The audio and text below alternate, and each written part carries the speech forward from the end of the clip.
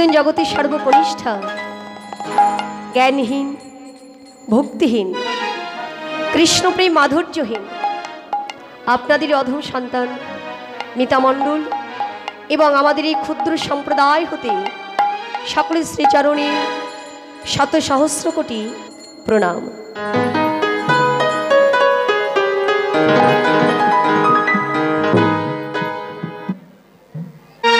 হরে কৃষ্ণ। শুরু হয়েছে আজ সুপ্রভাত থেকে শ্রী শ্রী রাধা গোবিন্দের অষ্টকালীন পদাবলী কীর্তন। আর এই অষ্টকালীনের প্রথম পর্যায় হচ্ছে জাগরণী রসোদ্গার। এর আগে হয়ে গেছে ভগবান শ্রীকৃষ্ণ গোপালের গোষ্ঠলীলা। আর এই মধ্যাহ্নকালে এই অভাগিনীর ভাগ্যে পড়েছে শ্রী শ্রী রাধা গোবিন্দের মাধুর্যমণ্ডিত লীলা। শ্রীমতী রাধারানীর মধ্যাহ্নকালীন লীলা শ্রী শ্রী সূর্য পূজা। হরে কৃষ্ণ। সূর্য পূজা আস্বাদন করবার পূর্বে আমাদের সকলকে যেতে হবে শ্রীধাম নবদ্বীপে। তদোচিত গৌরচন্দ্রিকা আস্বাদন করে তারপর আমরা সকলে যাব মধুময় শ্রীধাম বৃন্দাবনে। হরে কৃষ্ণ। আমাদের নবদ্বীপে যাওয়া হয়েছে? কে কে গেছেন একটু হাত তুলে দেখাবেন। অনেকজনাই গেছেন, হাত তুলেছে অনেকজনা। আচ্ছা বলুন তো, নবদ্বীপে যেতে হলে কি বলতে হয়?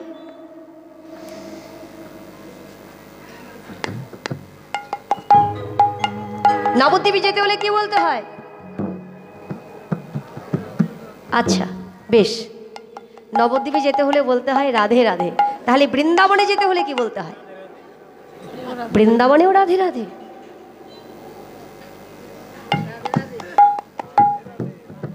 এই জন্য বলে, এই যে আমাদের কলির জীব, আমার মতো জীবের অবস্থা কেমন জানেন তো? নিজের ঘরের সম্পদ আগে গচ্ছিত করতে পারিনি, শিখিনি। কেমন করে গচ্ছিত করে রাখতে হয় এখনো শিখতে পারিনি, কিন্তু পরের ঘরের সম্পদ ধরে টানাটানি করি। বৃন্দাবনে যেতে হলে রাধে রাধে বলতে হয়, এটা যেমন আমাদের ঠোঁটস্থ হয়ে গেছে, মুখস্থ হয়ে গেছে, কিন্তু আমরা এটা বলতে পারি না যে নবদ্বীপে যেতে হলে কি বলতে হয়। ঠিক বলেছেন। এইবার আমার মনটা একটু শান্ত হলো। নবদ্বীপে যেতে হলে বলতে হয় জয় নিতাই।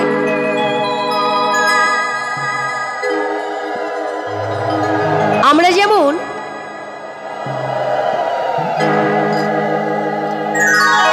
এটা মুখস্থ করে নিয়েছি যে বৃন্দাবনে যেতে হলে রাধে রাধে বলতে হয়,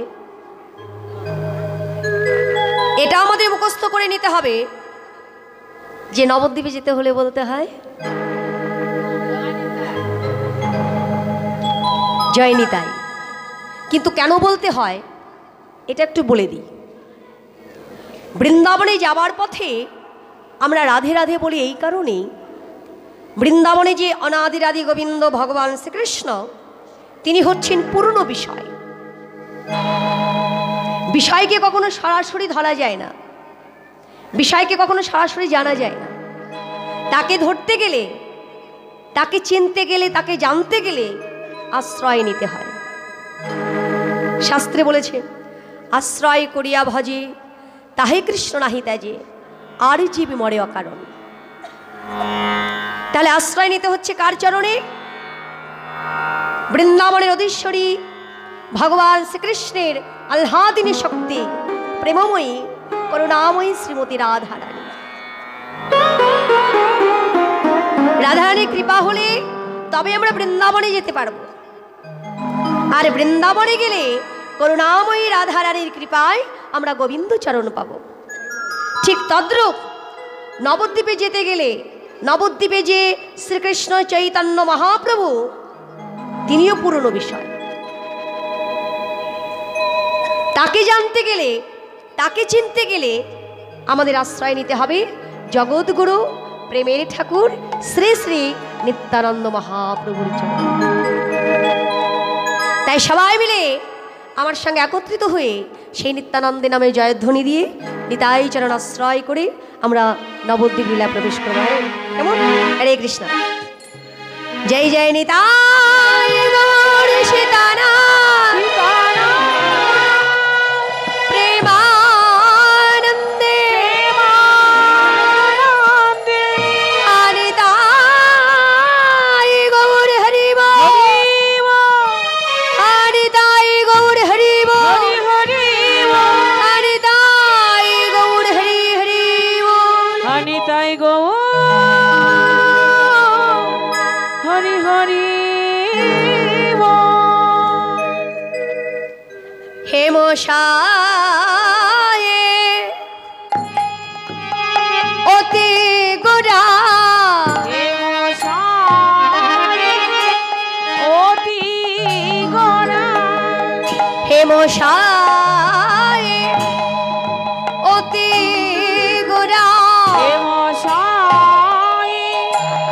অতি গোরা, সমধরা হাসথরা,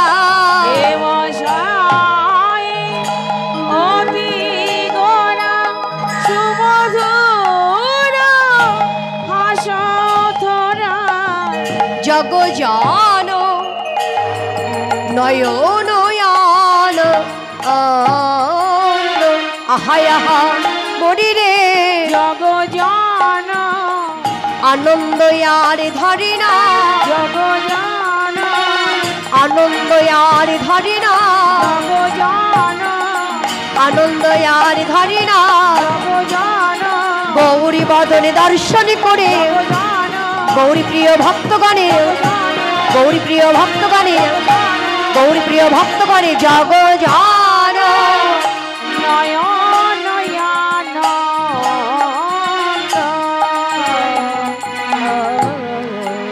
হেমশয়ে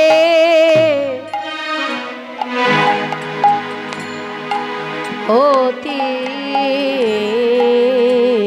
গোরা,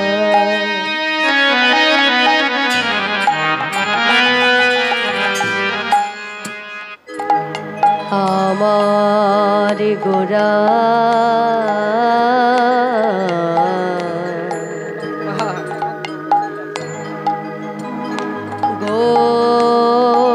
গোরা,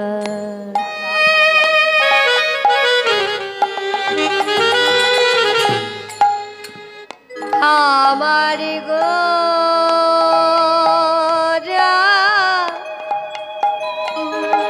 গোরা,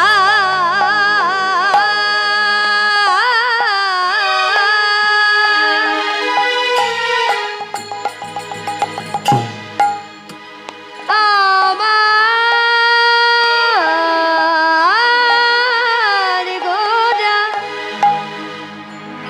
গোরা গোরা গোরা, আমার গোরা হেমশায়ে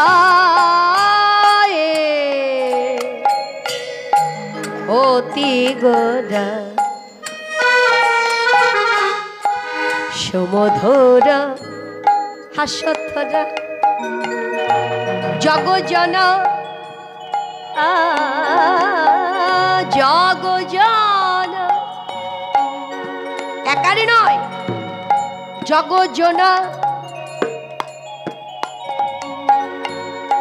নয়ন নয়নয়ানন্দ, জগজনা জগজনা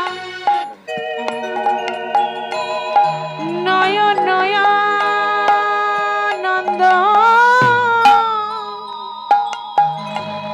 জগজন নয়ন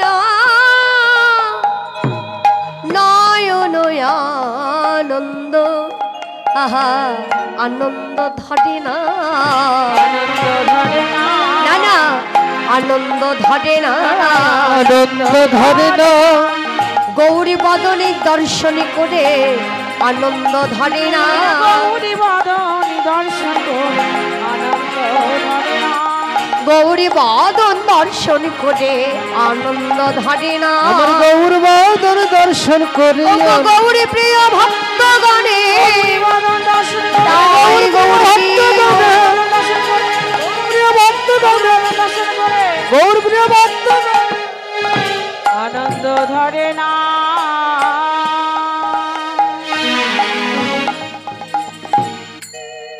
কৃষ্ণ বরণ তৃষা অকৃষ্ণ সঙ্গ পঙ্গ সপারিষদ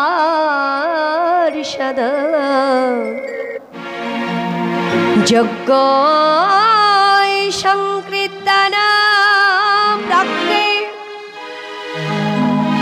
যজন্তি সুমেধ্বসা, যজন্তি সুমেধ্বসা। হরি ওম। হরে কৃষ্ণ। শ্রীধাম নবদ্বীপ কলিযুগ পাবন অবতার সংকীর্তন পিতা গৌর সুন্দর, যিনি সংকীর্তনের পিতা পরম দয়াল করুণাময় গৌর হরি নদিয়ার রাজপথ আলোকিত করে অজানুলম্বিত বাহু উত্থোলন করে ভাবাবেশে দাঁড়িয়ে আছেন। ভাবাবেশে বৈষ্ণব পদকবি আমার গৌরাঙ্গের ভাবী মূর্তিখানি দর্শন করে কত সুন্দরভাবে বর্ণনা করলেন। হেমশায় অতি গোড়া সমধুর হাস্যথোড়া জগজন নয়ন আনন্দ। হেমশায় অতি হেমের সঙ্গে তুলনা করছে। হেমের সঙ্গে তুলনা করছেন। হেম শব্দের অর্থ কি? কি সোনা? হেম শব্দের অর্থ সোনা। সোনাকে হেম বলা হয়। সোনাকে হেম কখন বলা হয়? যখন কাঁচা সোনা আগুনে পোড়ানো হয়। আগুনে পোড়াবার পর সোনাটা গলে যায়। ওই গলিত সোনা থেকে যে জ্যোতি প্রকাশিত হয় সেই জ্যোতিকেই বলা হয় হেম। যদি সেটাই হয় প্রাকৃত জগতের সোনা, মাগো আমাদের নবদ্বীপের সোনার গৌরাঙ্গ আছে। যারা নবদ্বীপে গেছেন অবশ্যই দেখে এসেছেন। যখন নবদ্বীপে যাবেন, যাবার পর কোনো রিস্কাওয়ালা টোটোওয়ালা যাকেই বলবেন যে সোনার গৌরাঙ্গীর বাড়ি যাব, আপনাকে সরাসরি একেবারে মন্দিরের সামনে নামিয়ে দেবে। সেখানে গিয়ে দেখবেন সোনা দিয়ে তৈরি করা আমার গৌরাঙ্গের মূর্তি প্রতিষ্ঠা করা আছে, স্থাপন করা আছে। সেখানে যেমন সোনার গৌরাঙ্গ দেখতে পাবেন, আবার মন্দিরের বাইরে এসে দেখবেন ওই মন্দিরের দরজার সঙ্গে বড় বড় তালা ঝোলানো আছে। কেন বলুন? ভিতরে আছে সোনার গৌরাঙ্গ আর বাইরে রয়েছে বড় বড় তালা ঝোলানো। কারণ চোরে চুরি করবে তো, ডাকাত পড়তে পারে। কারণ ওই প্রাকৃতিক জগতের সোনা দিয়ে, ওই প্রাকৃত জগতের সোনা দিয়ে যে গৌর মূর্তি তৈরি করা হয়েছে, ওই মূর্তির প্রতি যদি একবার কারো দৃষ্টি পড়ে তার তো লোভ লালসা বাড়বেই, বাড়বেই। এটা হচ্ছে কলিযুগে আমার মতো কিছু মানুষের ধর্ম, যে সোনার প্রতি দৃষ্টি পড়লে, অর্থের প্রতি দৃষ্টি পড়লে লোভ সামলাতে পারি না, তাহলে চুরি চুরি করবে। তাহলে বিষয়টা দাঁড়ালো কি, যে প্রাকৃত জগতের যে সোনা দিয়ে গৌর মূর্তি তৈরি করা হয়েছে, সেই সোনার সঙ্গে আমার অপ্রাকৃত জগতের গৌরের সঙ্গে তুলনা করা যাবে না। কেন যাবে না? কারণ ওই সোনার প্রতি দৃষ্টি পড়লে লোভ লালসা কামনা বাসনা জাগ্রত হয়। নাগরের নদীয়ার নবদ্বীপের রাজপথে যে গৌর দাঁড়ায় আছে, সেই সোনার গৌর যদি একবার তাহার প্রতি দৃষ্টি পড়ে, নাগরের কোন জীবের মধ্যে লোভ লালসা নয়, হিংসা নয়, নিন্দা নয়, তার হৃদয় মন্দিরে ওগো কৃষ্ণ ভক্তির উদয় হবে। ও কৃষ্ণ ভক্তি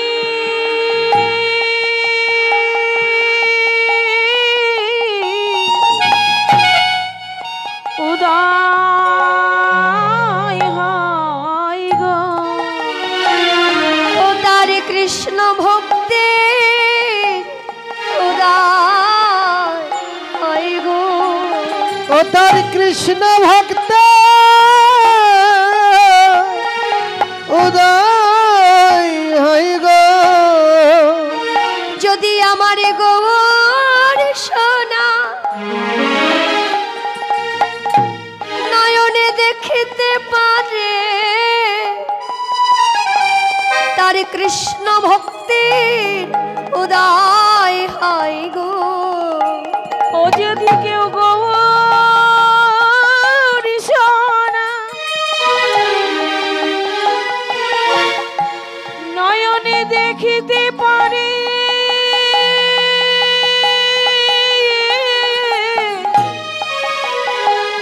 ও তার কৃষ্ণ ভক্তি